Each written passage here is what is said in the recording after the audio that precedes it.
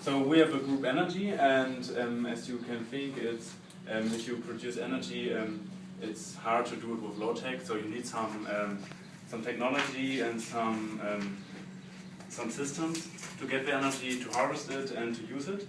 And we've divided it into 3 groups because in 2 weeks. So energy is already used on the construction side. So there are some temporary solutions, like you can use maybe used photovoltaic modules that you may not find on the existing building site, but are available on the market.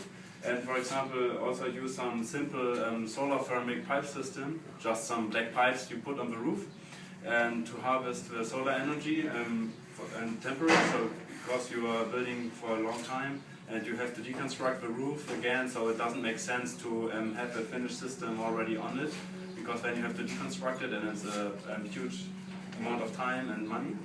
And it's you can maybe that's maybe already there, some used insulation. So for example, even if it's EPS or something that's not biodegradable or cradle, but it's already there, and you can use it for the construction site. So you don't need, for example, if you construct in the cold days or in the hot days, so you don't have to use some heating or cooling of the building. And if in the short term, you always can change the behavior of the users, of the inhabitants, so that they are sensitized to something, to save energy, and to motivate them. And in 2 years, we thought about the construction itself, and there it's after it's possible to hopefully sell your surplus energy, so to build a energy plus building, for example, by using photovoltaic modules. And in the summer, you can sell the energy that you don't use because it's too much. And then you can use your good insulation that is cradle to cradle and that you have researched maybe, and build the building you want, and sell the temporary solutions, or give them back to the owner if you rent it, for example. And what it's also very important is to reduce the amount of energy you need, because if you have a huge amount, you need much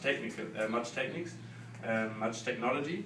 So if you, for example, use big thick insulation or big windows to the south, you can reduce the amount of energy you need in the winter extremely, and almost need no heating.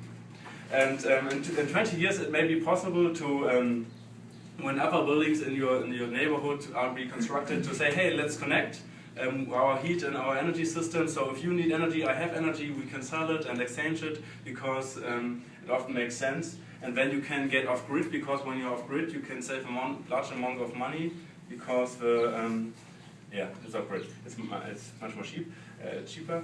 And it may be also possible, if you have a community with a gym, you can produce energy in it.